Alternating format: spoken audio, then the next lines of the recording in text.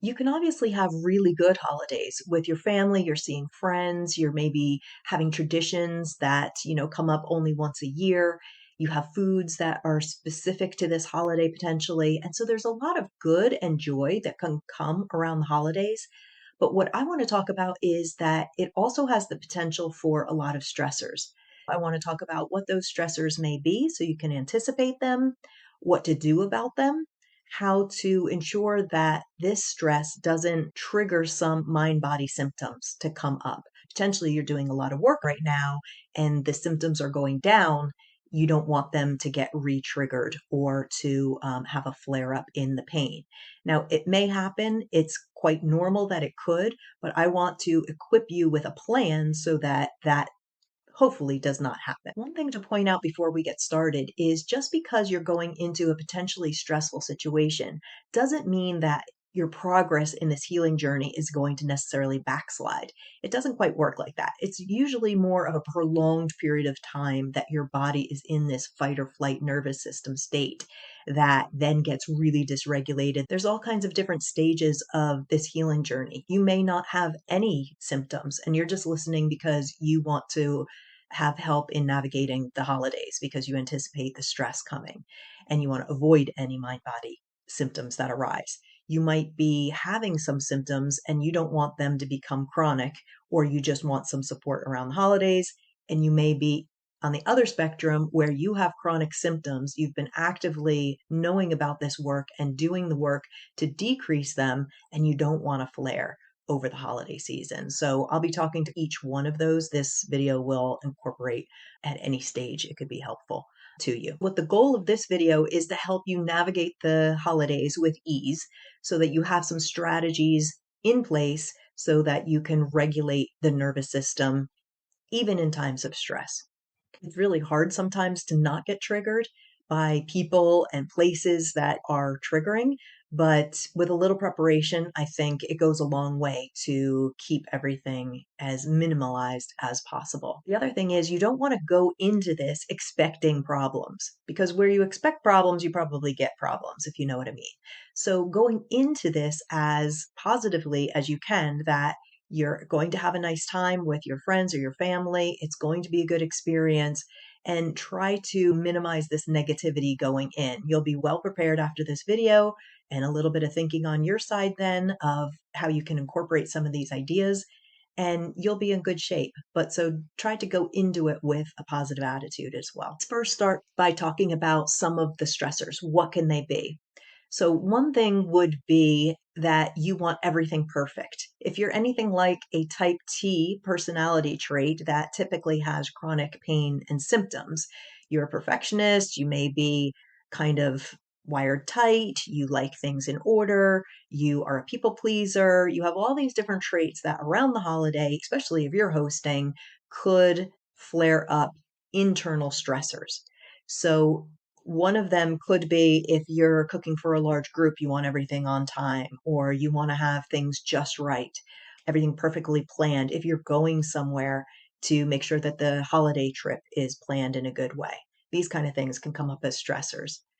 It could be a stressor for finances. If you're the one hosting and you need to buy all the supplies and the food and all these things, that could put a stress on your budget.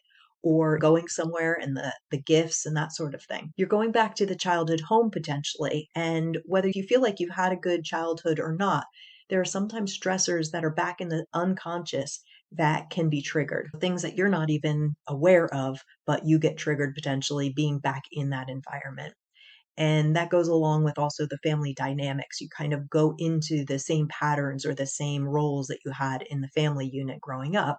And sometimes that can be triggering. You could also have certain people or family members that are specifically triggering. If there's a specific person that you know is going to be talking about topics of maybe the politics in the United States that you really want to avoid, maybe that's something that you're anticipating already. Or there's a person that you have had a falling out with that's going to be there, or somebody that tends to drink heavily when they're at family events and it's a toxic environment to be around once they've had a certain amount to drink and you're wanting to navigate that. There's all these different stressors of people and the dynamics and all this that come up. There's also a time pressure in some cases. So if you're going back to a location that you're maybe there only for a week and you're trying to fit in family and see friends.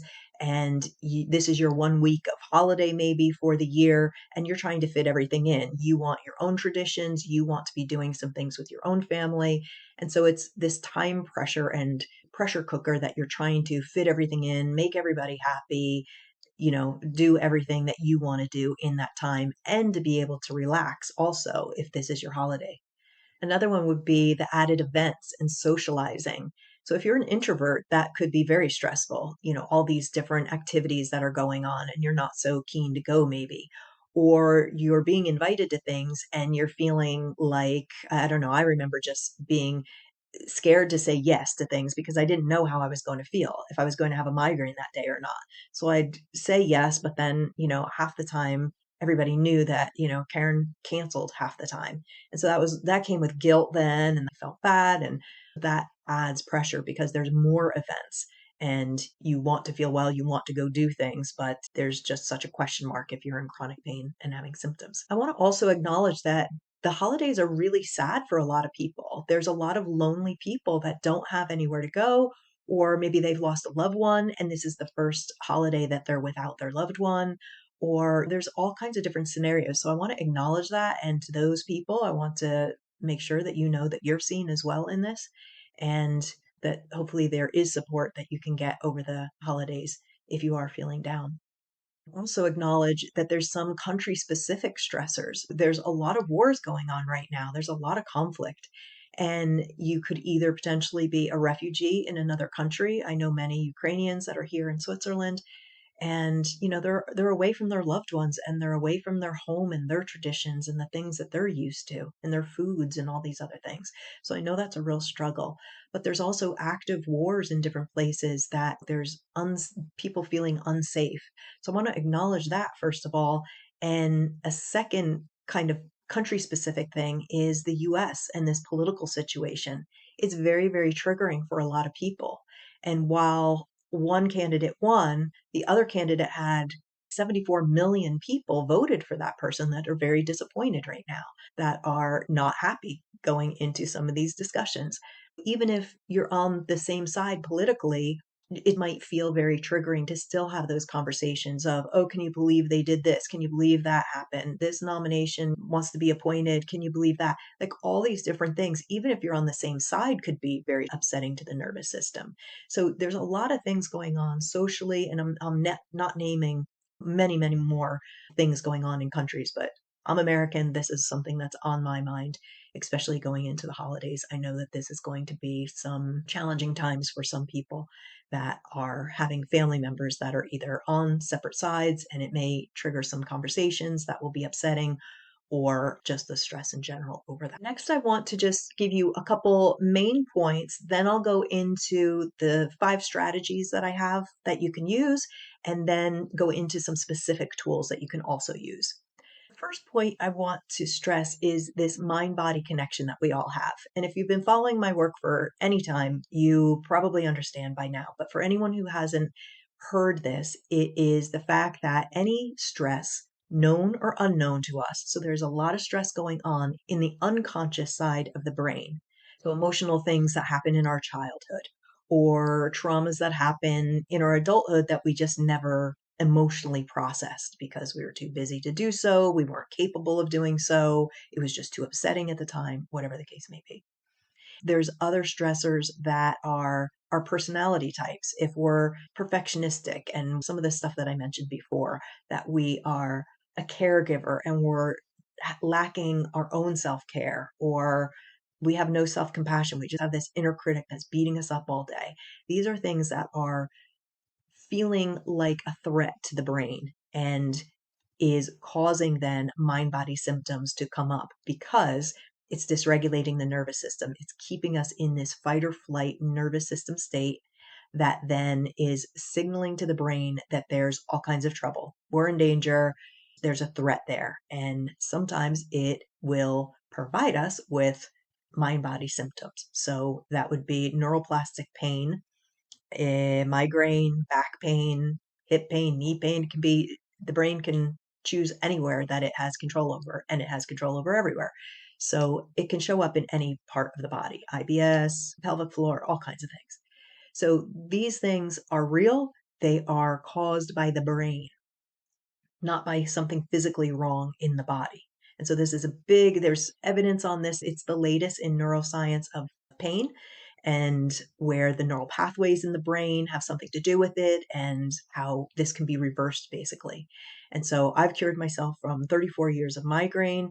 I've seen it in thousands of people now in all these different communities that I'm in and talking to different doctors and practitioners that I'm friends with and their clients and their patients. So it is definitely a thing. It may sound strange if it's the first time you're hearing this, but I really encourage you, especially if you have any of the things that I just mentioned, to look into this because it really is helping a lot of people. I just got certified in pain reprocessing therapy, PRT, and that stems from the work of Alan Gordon. He has a book called The Way Out, which I highly recommend as well.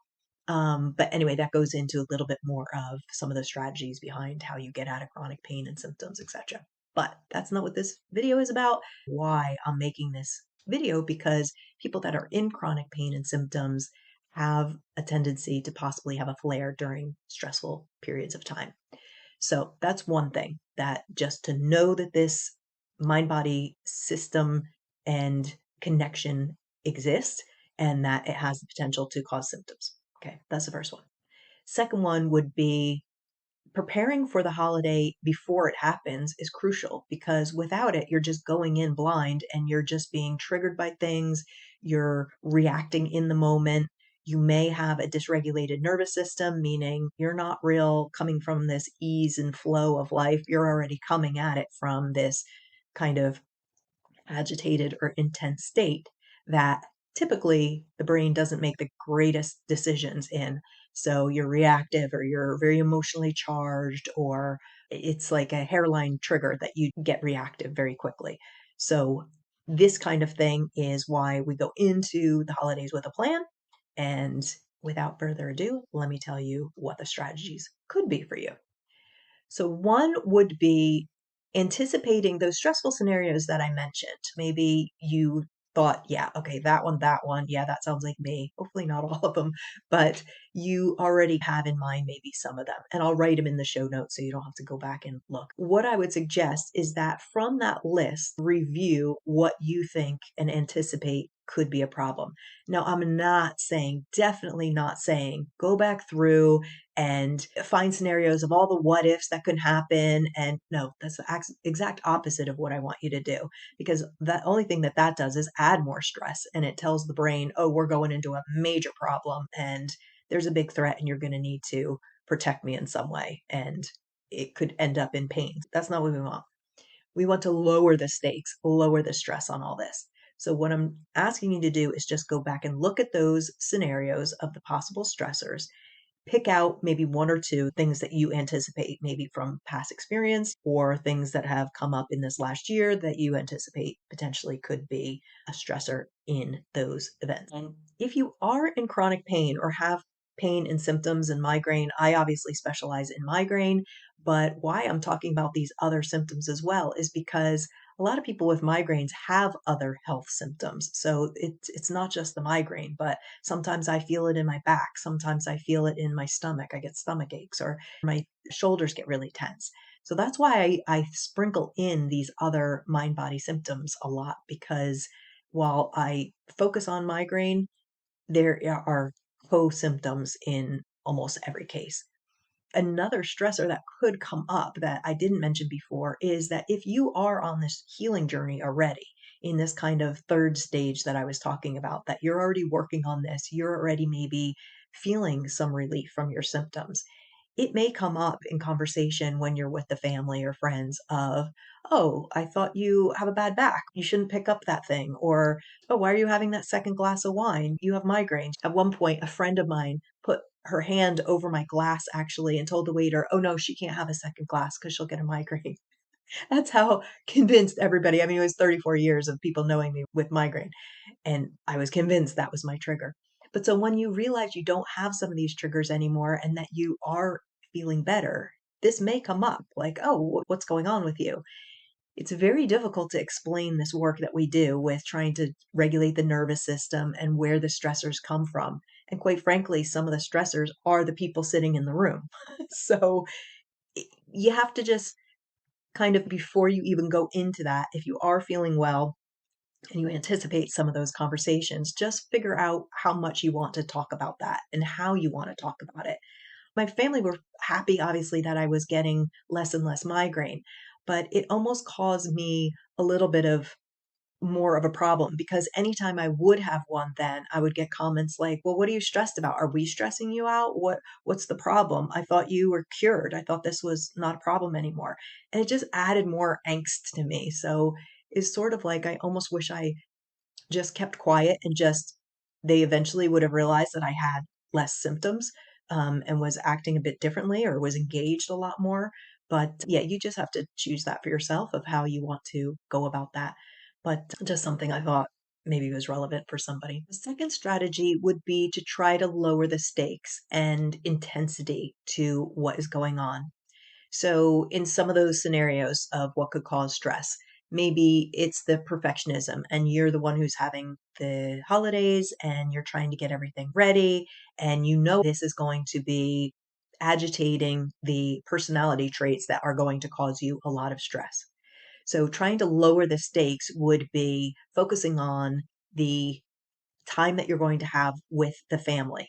And does it really matter if you're getting to the last minute and Uncle Bob's favorite cookies aren't made yet? Is it really the end of the world that Uncle Bob doesn't get those cookies this year? That's a silly example, maybe, but do you really need to stay up till midnight to do some of these things? You know what I mean? Just keep your perfectionism ways in check is all I'm trying to say. Another one would be the child at home. If you know that this is going to be a trigger already, can you maybe journal about that before you go and express some of those emotions that are coming up? If you're in coaching or have a therapist, can you have that as a topic to talk about beforehand? So just to get some of the emotion out, but also get some strategies in place for that and just to lower the stakes. It's just a home. You don't live there anymore. You don't have to stay there. Just putting it into perspective, kind of reframing it, that sometimes takes the stress away from that. Socializing is one of the stress points. Maybe it's that you look at the calendar and you just pick and choose which ones you're going to feel more comfortable at. And when you don't feel like you can go to one of the events, just simply say, "Sorry, I'm unavailable this year to attend." Or something very simple. You don't have to go into a big explanation of, "Oh, I feel overwhelmed and I don't want to overextend myself," or "I don't want this to trigger my symptom." You don't have to get into all that. Just a simple, "Would love to attend, but unfortunately I can't this year. Enjoy, wishing you and your family, happy holiday." Something like that. That's as simple as it can be. If it's a dynamic with family members or other people, to lower the stakes might be just to go into this thinking, "Okay, I'm going to try to set some boundaries. And if it doesn't go perfectly to plan, it's a learning. I'm going to do some things differently maybe next year." Or try to have some different things in place that kind of lower that bar, that you're already going to have some strategies that I'm going to talk about in a minute, but also lowering the pressure on yourself that everything needs to go to plan or else you're going to be miserable there. Give yourself some wiggle room essentially to lower the stakes and the intensity around the dynamic of this. Strategy 3 would be creating some boundaries. And what's important to know about this is that a boundary is not about setting it against someone.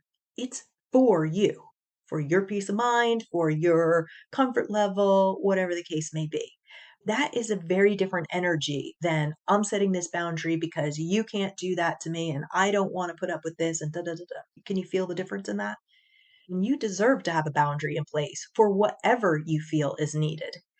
It's going to potentially come with pushback because if you have been a people pleaser, if you have been somebody that is going overboard to help other people and you set a boundary, or you're now starting to get really firm in your stance on things, that's going to make people either maybe uncomfortable, or people that have benefited from you being a people pleaser and doing things the way they like to do or doing things for them gonna like you not doing that anymore, right? So you have to know that this could come with some pushback, but that's okay. This is a learning.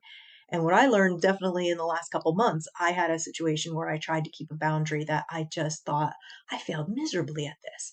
And when I really started taking a look at it and reframing it to, I learned a lot on that. I realized what I did wrong in the boundary, how I didn't hold the boundary, what I would do next time, that kind of thing. But in the moment, when I was really upset with myself over it, I thought, Karen, why are you going down that rabbit hole?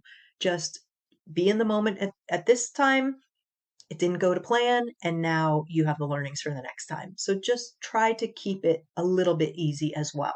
There's some boundaries that you need to keep, and it's an absolute. And then just know that there's some that it's just a test to see how this goes. It depends on the situation, I guess you would say. I want to give more of a concrete example. So back to this political situation, because I do anticipate this being a problem for some in the US. You can set an external boundary where beforehand you contact family members and just say, hey, this topic is so triggering. Can we just all agree that we just keep this to a nice, happy family event, that we don't get into these big discussions? It really is triggering for me. I'm trying to keep my stress low. I really would appreciate us not getting into a lot of debate over this, or something to that effect. And then on the flip side of that, a boundary with yourself. So there's two types of boundaries, one that you're keeping within yourself and one that you keep externally for others. So the boundary within yourself needs to be, okay, now that I've stated this is my desire or this is my wish to keep this boundary of political talks to a minimum, or not in front of me, or however you want to phrase it, it's what will you do then in the case that this arises? What is your boundary? What is your hard line? So if it does come up as an example, and say a conversation does start, you could either say, hey, I thought we discussed this. I really would rather not be in this discussion, and walk off. That could be an option. You could fly off the handle and be in a rage and you didn't listen to me and I told you, and get all upset about it and dysregulate your nervous system. And I mean, it's a choice. That is an option. There's another option to have strategies in place if this does happen. Maybe take a walk, maybe play with a family pet or one of the children, or go into another room, do one of the techniques that I tell you about in the end, these type of things. So there's all different ways, but it's boundaries within boundaries, essentially. Another note on this is when boundaries come up, there's a good chance that you get gaslit for that. And what that is that somebody says, oh, you're being a baby, you're being too sensitive. Why can't you handle these discussions? Or saying things that are even more triggering. And the answer to that is, yeah, in your opinion, okay, but I still choose to not participate, period. It's really just to maintain what you feel is needed for preserving your inner peace and your mental health and everything else in this. That is what is very important in this discussion and why we're doing this entire episode. Strategy 4 would be to have an exit strategy. So say you're feeling very overwhelmed and it's just not going to plan. You need to figure out a way that you can take a break. So the things that I mentioned before of taking a walk or going into another room or going with another family member, that kind of thing, that's one way of doing it. But also remind yourself during this time that this is one day, or whatever the case may be, one day or a weekend or 1 week out of the year. And you need to choose then how to manage within that time. If you're absolutely 100% uncomfortable and this feels toxic to your health, then absolutely you need to come up with an exit plan. So is there an excuse you can make? And this is something to think about beforehand if you anticipate it getting that bad. What could be your excuse that you need to leave a little bit earlier? That's completely within your prerogative and within your right to do so. And it doesn't have to be a big thing. Again, it doesn't have to be escalating into, I'm uncomfortable with this, or it's just making an excuse of, listen, we've got to go because, I don't know, you can come up with something. As Gabor Mate says, and I never know if I'm saying his name right, sorry, that when you cannot say no, your body will for you. And that's so powerful, because that's saying when you can't stick up for yourself, when you can't say no and set a boundary or take a stance that is not out of guilt and not out of resentment and making the choice for you, what's best for you, when you can't do that, your body is going to do it for you. It's going to present you with symptoms and pain and other things that are going to take you out of the game. They're going to give you the migraine that puts you in the dark room and not able to participate. Or it's going to put you on the toilet because your stomach is so upset because you've been upset this whole time. So it's going to remove you from the situation in some way. And what we're trying to avoid is not having those type of symptoms come up. Those are very common ones. Maybe not migraine, but headaches. I mean, when people are stressed, headache is a very common thing. And also stomach issues and irritable bowel and stuff like that. These are the common mind body connection things that come up. So let's make sure that we're doing everything in our power to speak up for ourselves and to say what our needs are and our piece before the body does. The main point there. Strategy 5 is self care. Self care, self care, self care, and self compassion is another big one. So to just take care of yourself before the holidays, during the holidays, and after the holidays. Come up with things that are going to self soothe throughout.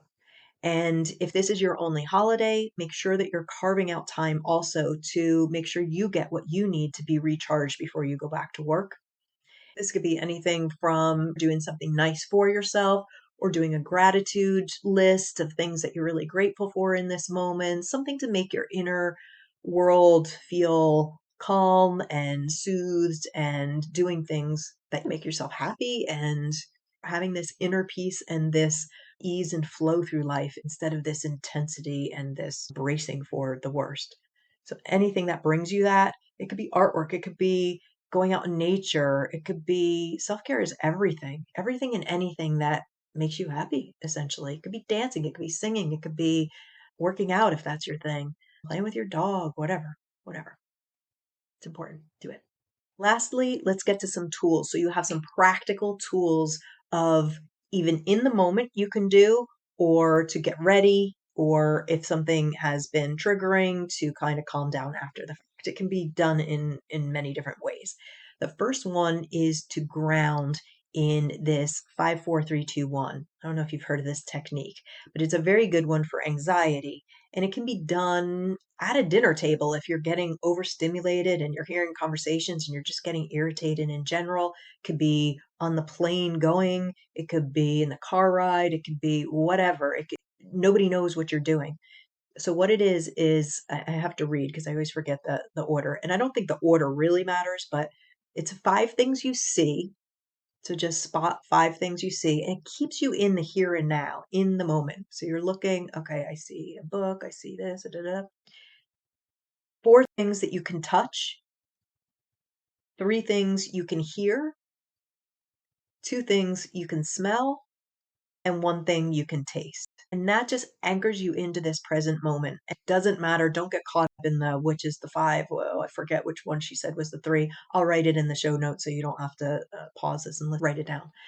I've seen it done. You find 5 things that are red, 5 things that are green, 5 things that are soft or whatever. You can do it in many ways, but just play a game with yourself.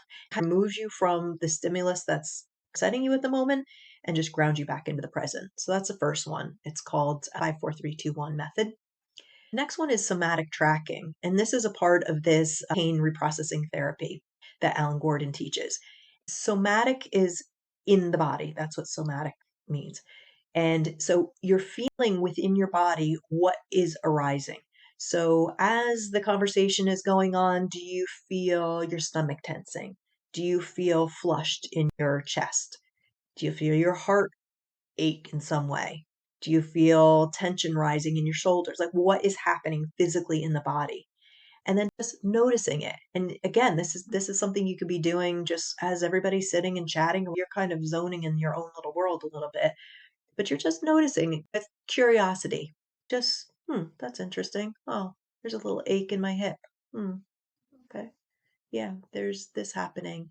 Oh, my digestion's working. I hear a grumble in my stomach. Just all the different like nuances that are going on in your body, and just track it and just observe, and again, puts you back into your body. And there's other techniques for if you're in pain of how to do that. But for this instance of being in a stressful situation, that could work. Breathing exercises. There's 2 that I would recommend. One is either a box breath, which is you breathe in for 4, hold for 4, breathe out for 4, and hold it again. So you're breathing, hold, breathe out, hold, breathe in, hold, breathe out, hold. And it's just on a 4 count of all of them. So that's a pretty easy one. It's a box you can think of. The other one is 4, 7, 8. So you're breathing in for 4, holding for 7, and out for 8. Again, I'll write this in the show notes so you don't have to write this down. And anytime you're breathing out longer than breathing in, it has this calming effect to the nervous system. So that's another one that, you don't have to be real dramatic about it. Just casually, nobody knows what you're doing. I do this on the tram sometimes or in meetings. It works very well. So that's another technique. Another powerful one is affirmations or mantras of just as you're feeling a little bit agitated, just to say, this moment will pass. I can handle this. Just one step in front of the other. Try to get some phrases in mind that you can use for yourself in these moments of stress. And so, in conclusion, the recaps of the key points it is preparing for the stress, setting boundaries, having the tools in place to calm your nervous system, to make you feel more regulated, to make you feel more in control of the situation, and prioritizing your self care and yourself in these moments. You're not going to be able to control every single moment, what everybody's going to do, how the situation goes. But the one thing that you can control is your reaction to it and the preparation that you do ahead of time or in the moment to keep yourself regulated. That is one thing that you do have control over, and your thoughts and the negative thinking that you have versus trying to navigate this in a way that is going to work in your best interest to keep your brain feeling that everything's safe, I'm fine, we're good here, no need to spike any symptoms, and hopefully navigate the holidays with a bit more joy and flow and ease. And like I said before, don't go into this bracing for the problem. I'm giving you scenarios so that you can think them through ahead of time. And again, like I said, a few of them. Don't go overboard with this exercise and map out every what if that could possibly happen. That is definitely not what I'm suggesting here. It's just to get you thinking about it. Maybe in the moment when you're there, you think like, oh yeah, that lady said, da, da, da. Okay, and an idea pops in your head. I hope so. Great. I hope that nothing happens. I hope that this is all preparation for nothing, that you just go and you have a great time and you see people that you haven't seen in a while and you just feel loved and you feel appreciated and everything's great. That is a possibility that it could go that way. So anticipate that as well. And lastly, if you've enjoyed the content, if you want some more resources for migraine specifically, I would suggest I've got on the website, there's a free guide that is the 5 things that I wish I knew sooner to get me out of chronic pain. That might be helpful, maybe not for the holidays, but for you and your symptoms in general. There's the podcast or YouTube video, Instagram. I do have a Facebook group called Migraine Oasis private group, and it's really small right now. I think there's I don't know, there's a handful of people. I would love to grow that community. And especially if you are somebody that's going to be alone for the holidays, you don't feel like you have people that support you right now, please go and join that group because I want to see you. I want to acknowledge you over this holiday. And if you need support, I want to be in there. And anybody else who's having chronic symptoms, it doesn't have to be just migraine, but I am going to be talking a lot about migraine. Just know that. But it is pretty interchangeable with all these other mind body symptoms. So just note that. But I know migraine. I had them for 34 years. So this is why I wanted a community that is understanding what people are going through when we say migraine, because it's a very unique thing that affects the whole body sometimes. And so this will be definitely conversations going on a lot around migraine. But I want to keep it open as far as everybody's welcome. If you need support, if you want more tools, if you want more information about how to keep out of chronic symptoms, understand how symptoms become chronic, etc., and get out of pain, then all these things could potentially work. And comment and let me know what you try over the holidays. I'm really curious what works. If any of this was helpful, I don't know. I hope so. And yeah, keep yourself healthy. That is the main point. And it's okay to not be okay, and it's okay to be okay and to have a fierce protection over your own well-being because it's not selfish. I really feel strongly about that. I have a very, very fierce protection of myself now, and things that go against my well-being, people, places, all of it just have to be reprioritized at some point in an effort to heal and get well and get your life back. I mean, if you're in chronic pain, you're literally getting your life back when you start getting out of pain. So nothing is worth having that spike symptoms again. But again, like I said before, not to scare you, it's not that this little blip of stress is a part of human life. So stress is going to come all the time. You're going to get stress in work and relationships and whatever. So stress is around all the time. That's not something to fear. It's just something to know that it has the ability to dysregulate the nervous system and not to stay there, to do these techniques that I taught you and other ones that can help you regulate the nervous system and come back down and not stay in that fight or flight. All right, I hope that makes sense. And I will see you soon. Take care and really have a happy holiday and be well.